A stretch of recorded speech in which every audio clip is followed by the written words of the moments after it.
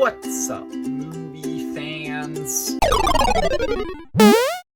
Guys, we just got a brand new MCU movie, Ant-Man and the Wasp: Quantumania. Now, this is the first movie of the MCU Phase 5. We're moving into Phase 5 of the MCU. Phase 4 concluded with Wakanda Forever. This new phase is starting with Quantumania. I was pretty excited for this movie going into it because of the big reason that it's introducing Kang the Conqueror, who's going to be the new big villain of the MCU going forward. But I was also pretty worried about this movie because I was a bit weirded out by the fact that they were introducing Kang the Conqueror in an Ant-Man movie, which previously have been a lot more lighthearted and fun than other MCU movies. So I thought that it was strange that they were introducing a villain as big as Kang the Conqueror in an Ant-Man movie. So I was worried, but I was also very excited. So, my thoughts on Ant-Man and the Wasp: Quantumania. I'm going to get into everything I liked, everything I disliked, then my final thoughts. Let's get into it. Starting with the good. First off, Kang the Conqueror. That is the thing that everybody is talking about with this movie, and for good reason. Kang is easily the best part. Jonathan Majors' performance in this movie is so good. Kang, he feels menacing, he feels threatening, he's just this incredibly scary villain at times in this movie. I just think that Jonathan Majors' performance in this movie really made Kang feel like this layered, scary character, and I really liked a lot of what they did with Kang. I liked the mystery aspects of his character. He's so calm for most of the movie that it makes the scenes where he has these big, violent outbursts just that much more terrifying. Kang was just fantastic here, and this is continuing the streak of great villains that the MCU has been having recently. Recently, we've gotten villains like the Mandarin, Green Goblin, Scarlet Witch, Gore the God Butcher, Namor, just all of these fantastic villains, and Kang is just adding to that list. The MCU has been on a great villain streak recently. The other thing that I really liked about this movie, I think that the world building in this movie was pretty good. This movie's obviously spent mostly in the quantum realm, and the quantum realm is a place that we haven't really gotten to explore that much in the MCU. It's been a huge part of the first two Ant-Man movies and Endgame, but we haven't learned that much about it. And this movie, you go into the quantum realm, you're there basically the whole movie, and you learn all of this stuff about it. You learn about the civilizations they have there,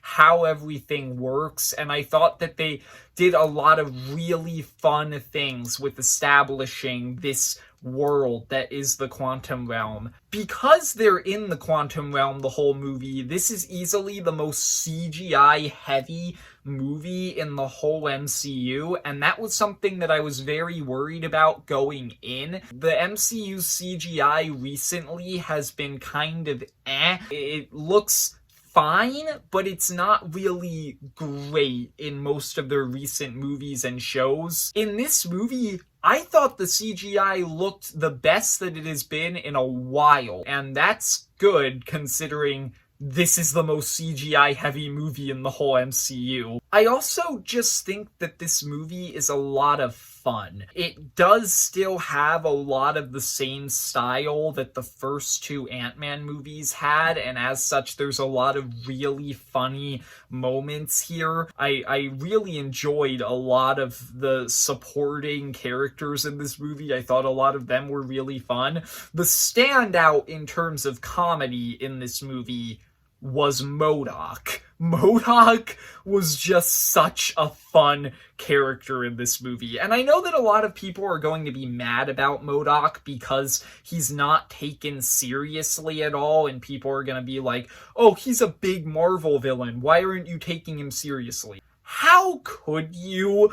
This is something that if people actually get mad about this, I'm going to just be annoyed with it. How could you take a character like M.O.D.O.K, put him in live action, and take him seriously? There is no way to do that. Yeah, I thought that what they did with M.O.D.O.K here was fine. I had a lot of fun with the cast in this movie in general. I would have liked for Michael Douglas and Evangeline Lilly to do a little bit more in this movie because they just don't do a lot. Wasp just straight up doesn't even do anything important in this movie until like the very end, until like the very final battle. I think that's weird considering the movie is called Ant-Man and the Wasp: Quantumania. She was still fine. Hank Pym's still fine. I really like Janet Van Dyne in this movie, Michelle Pfeiffer. I think she's probably my third favorite character in the movie after Kang and M.O.D.O.K. And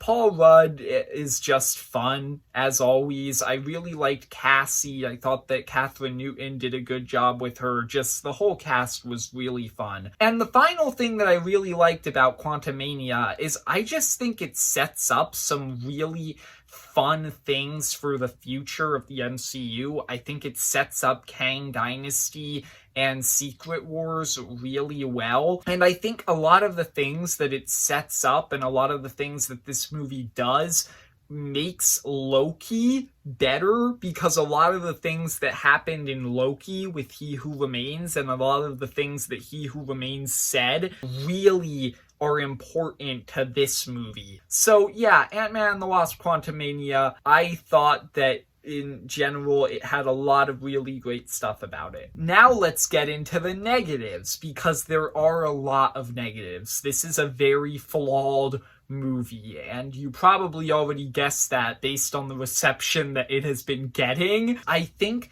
that there are 4 main major problems that really crush a lot of elements in this movie. First off, nobody in this movie, apart from maybe Janet and M.O.D.O.K, surprisingly, nobody else has a character arc in this movie. Scott certainly doesn't. They set up an interesting dynamic between Scott and Cassie at the start of this movie that could have made for a very compelling arc for Scott, but then they don't pay it off that well.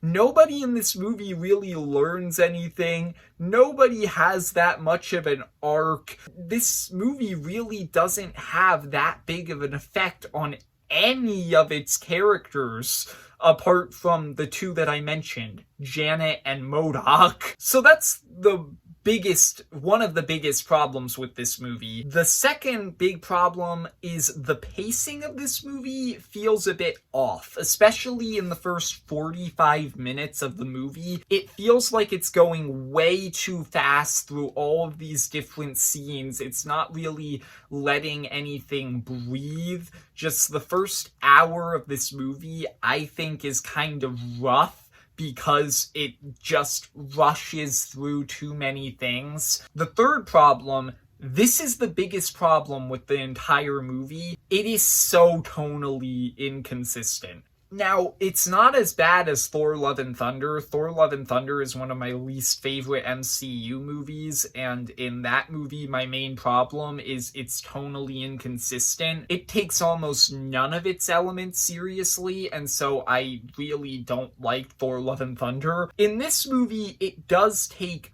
a lot of its elements seriously, but there are 2 conflicting tones in this movie. One of the tones is it's trying to be this serious, dramatic film where it's introducing Kang the Conqueror, and the other tone is it's trying to be a fun Ant-Man movie. And those 2 tones kind of conflict throughout the movie.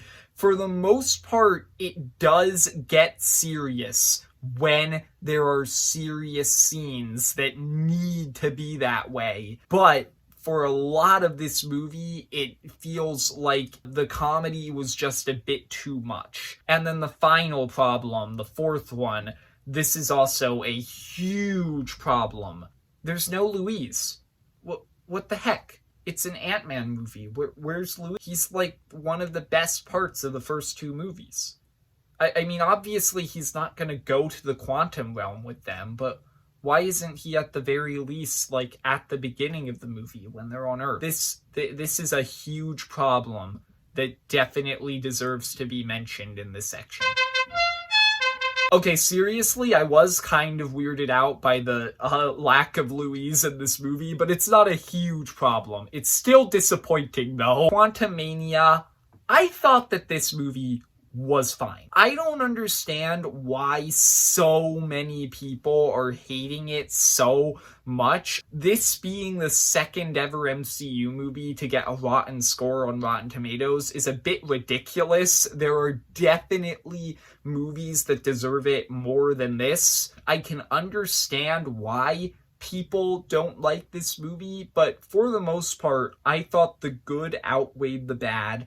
It's a very flawed film. Its story definitely could have used some work. It's paced poorly. It's tonally inconsistent, but it's a lot of fun. Kang is fantastic. The setup for future movies is great, and I just thought that the quantum realm was pretty cool in the way it was set up and the way it looks. It's got a lot of conflicting good and bad elements. I liked it.